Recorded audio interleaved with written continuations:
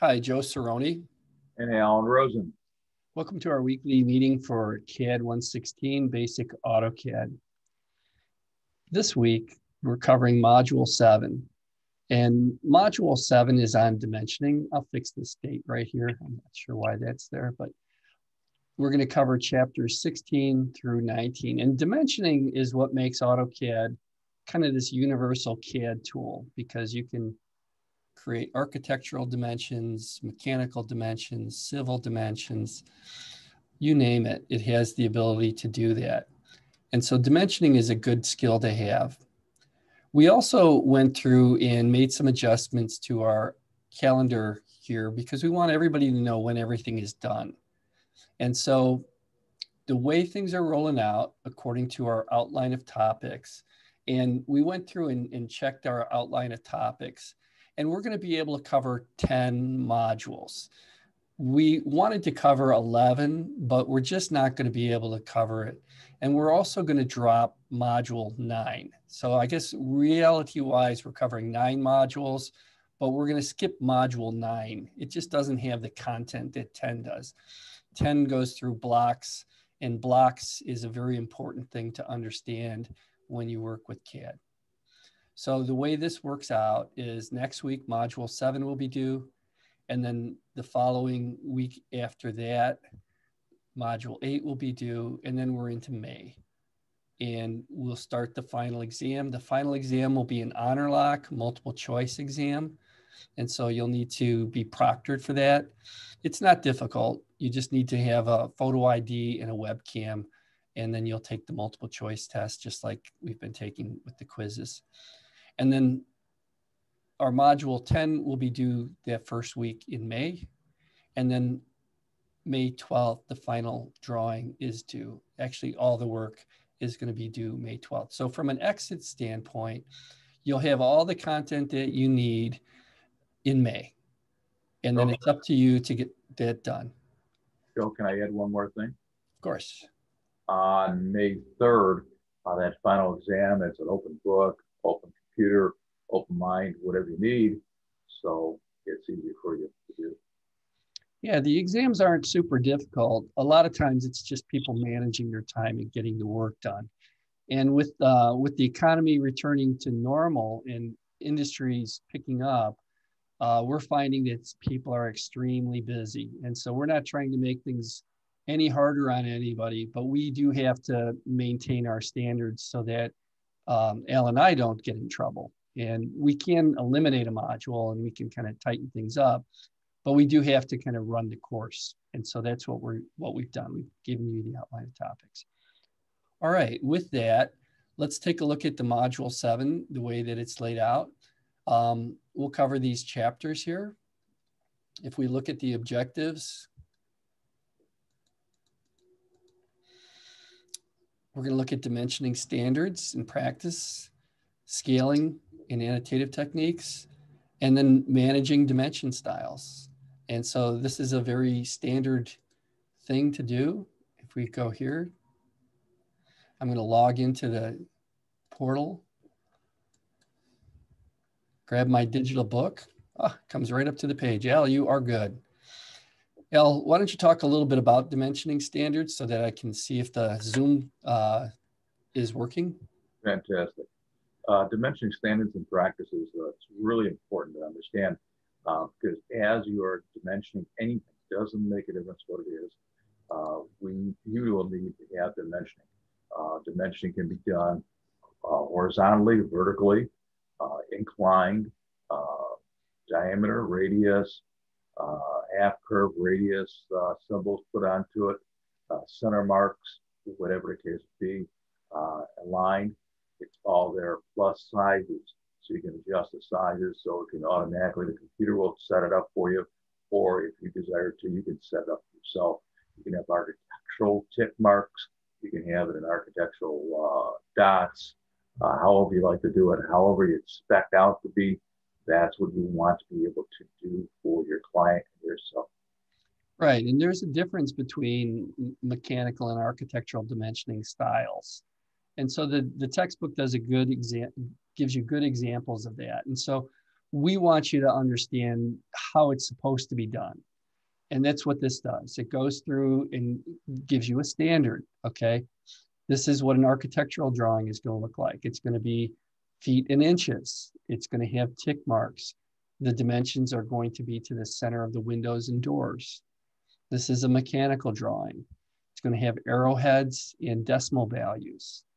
So not a real difficult concept, but you wouldn't go into a mechanical drawing like this and have it 1.5 inches with a 1/2 in an architectural. You can, but precision machining looks at how these decimal accuracy is.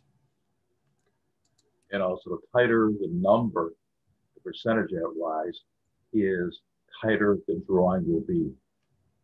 So as there are more decimal places or more values here, it's called a tolerance, and it's more accurate. And so the more accurate the part is, the harder it is to make. And so typically when they make things for manufacturing, it's 3 decimal places or 4 decimal places of accuracy. And it really comes down to, you know, you look at older cars and the way the doors open and the doors closed, and newer cars, they're very accurate now. And so that's because they have higher tolerances, more precision. And then we'll look at dimensioning and how to work with what's called dimension style. So as we work with these different drawings, one of the big problems that people will have is that they don't have the dim scale properly set. And so when you create a drawing on an architectural drawing and the text height is set up at 1/8 of an inch, well, it really puts it in at 1/8 of an inch. And if you have something that's 1/8 of an inch in your house, it's very, very small. And so we scale things up on architectural drawings. Typical text height on architectural drawings is 3 or 4 inches. And that's what this is giving you an example of. We don't really use this annotative scale in the first class. It's a little tricky. It automatically sets up the text heights. We do use dimension styles, and we'll go through this dimension style manager.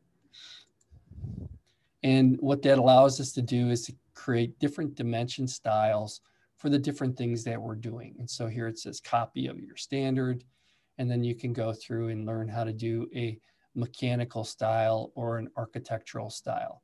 So if we were to go and grab one of Al's title blocks and we were going to do one of the drawings here, what I would do is I would go and I would grab, let's see if we have them in this one, in the splash page. No, but if I go here to the content and we go to title blocks, we have a few different ones in here, okay? So we have the plate title block, which is kind of a mechanical title block. We have a mechanical and we have an architectural. So let's just look at the mechanical and the architectural. Right, they're both B-size papers. One's mechanical, one's architectural, B-size paper. So for example, if I download the architectural title block, and I'm going to download the mechanical one also,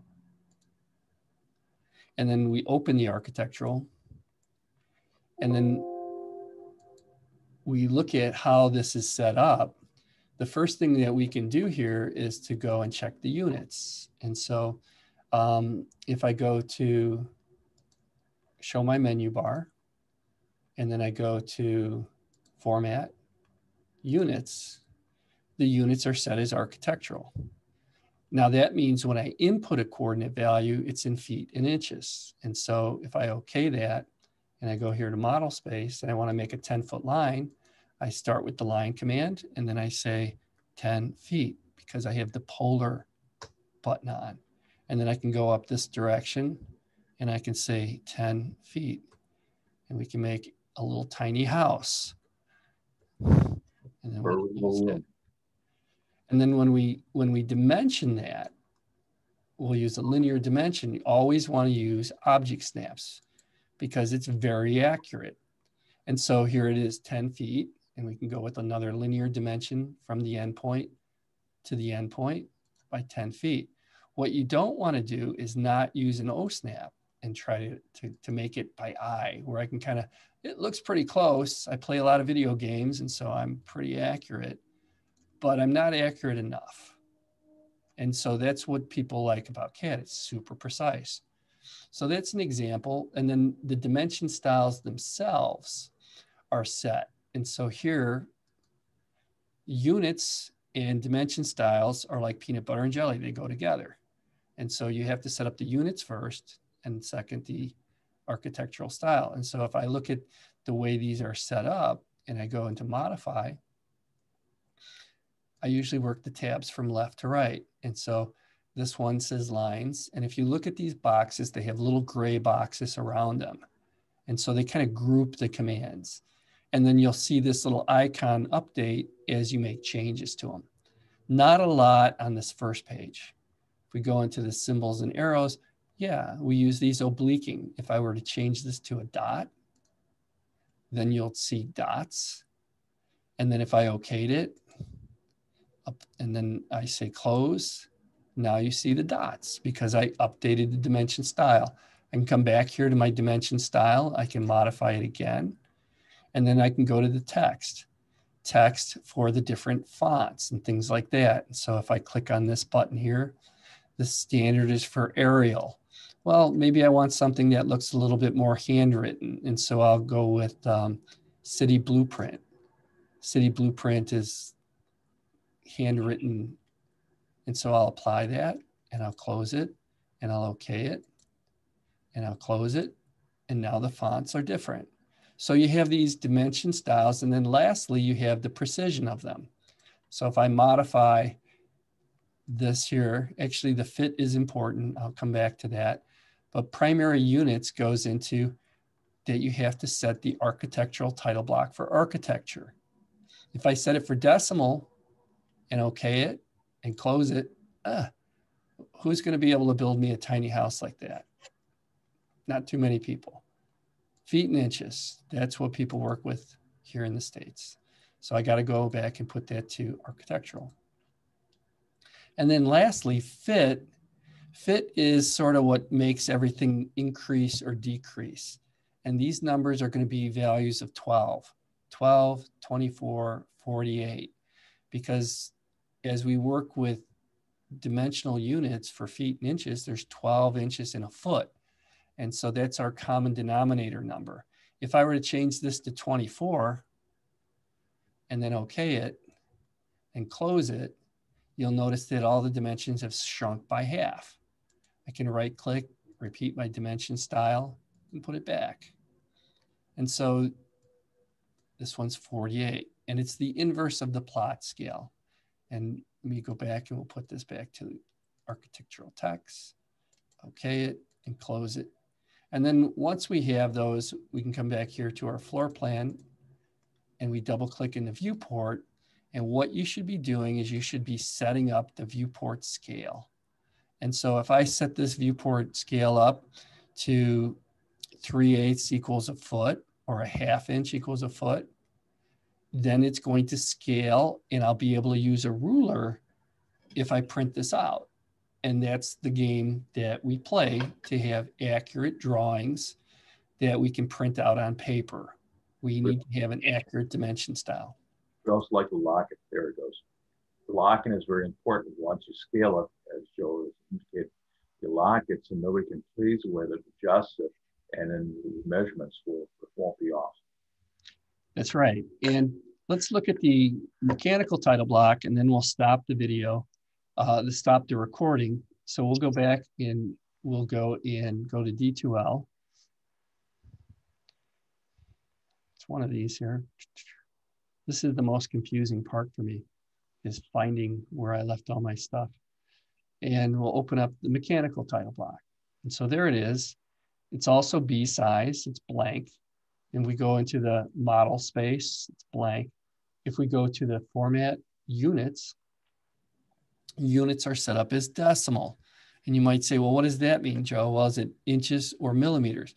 This is an inch drawing. If we were to set it up for millimeters, we would say mechanical metric because the scale factors are different. It's 24 point, let's see, I can't remember the number off the top of my head, but I used to convert all the drawings from Japan, from Komatsu, over to American standards. And the values that you would use for that are standard and precision. And so as we go through and we work with this, if I want to draw a line 10 inches long, I would just go to the home tab, line, click a spot, and then I just track it out.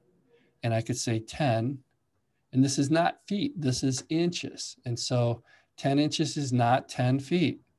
Ask anybody who has a swimming pool. I want 10 feet for my pool, not a 10-inch pool.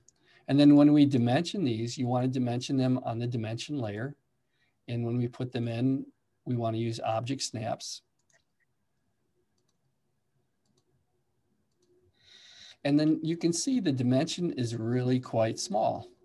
And so one thing that we can do is we can adjust our dim scale. And so I can come in here to annotate, and I can go to my dimension style, and I can modify it because it's a pretty big part. And if I go to the fit tab and I set this as 0.5, it's either 0.5 or 2. I always get confused. It's 2.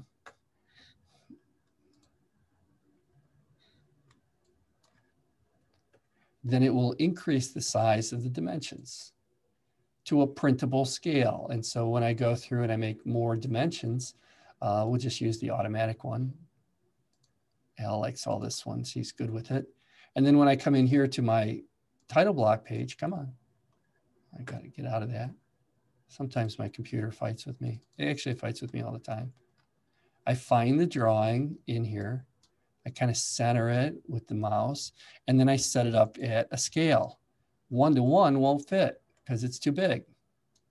So I got to set it up at half scale, which is why I have it at 2. You put in the inverse of the plot scale. So whatever number this is, you put the second one in. So that's why it was 2 in that fit tab. And then I lock it, and we're able to print this out at half scale. Make sure you note in the scale area that you have it at half scale. 1 = 2. And that's our review of dimensions and dimension styles. If we come back here and we look at the text does a really terrific job of walking you through a lot of these standards. We want you to use the book as kind of a reference tool. You don't have to memorize it, but it has a lot of great features as you drill down into it. We want you to know how to do the basics. And so if we look at our drawing assignment, let me just go through and just show you. Essentially what they're doing is they're showing you all the different terminators for dimensioning. And then they're showing techniques like how to put in center marks and how the center mark command is set up for these overhangs, kind of technical stuff. Al and I set that up in the title blocks for you. And then it goes through with all these other things as far as text placement. The fit tab is what we were adjusting when we were doing our dim scale. And so this fit tab and this button right here are very important.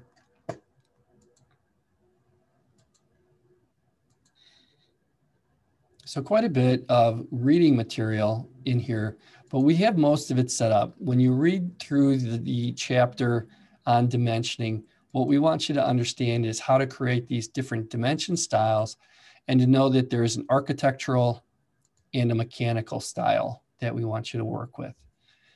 All right, to our assignments. If we look at our CAD assignments for today, you're to work on this mechanical drawing right here. Choose one of them. So I have this one open, and I believe Al has it set up that you can download it, or do they have to draw it, Al? No, it's downloadable also.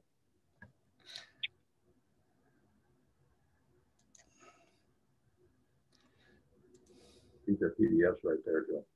Yeah, I need to find the link where the drawing is. So it should be under content in module 7. And we should have this drawing. Let's see here. Here's the video. Here's our dimensioning link. Here's our PDFs. And we'll make sure that we embed that. I'll put that in there right after the class, but I know where it is. It's in my Oakton CAD. And so here in my Oakton CAD, I have this drawing, student drawing should be there. So I'm going to download that. And then I'm going to insert that into the page. And so coming back here, I'm going to just go and we'll move this, but it'll be module 7 drawing. Actually, let's just do it right. Let me come back here. We'll bail out of that. And we'll put it in 7. And we'll put it right here. Add it. And then we'll come in here and add it. And so I'm going to just put it right underneath the drawing right here.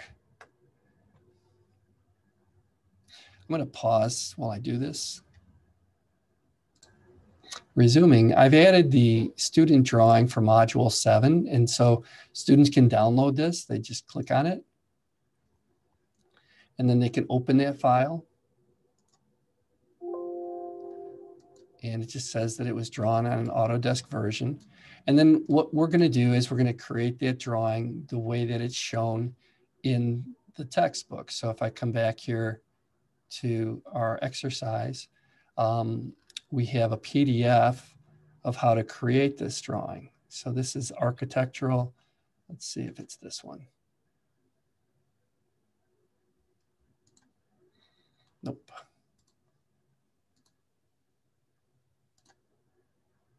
So we want the drawing to look like this. And so I'll use a linear dimension to create that dimension right there. And so if I come back, sorry, I have too many windows open. I don't know what it is doing. Nice SolidWorks drawing. I have everything going, let me tell you. Oh my gosh, it's got too many things. Come on. I don't want it to go into everything, do I? Wow. There it is. All right. So here's my drawing, and I'll go in with a linear dimension. So home, go to the dimension layer. I have to create a dimension layer.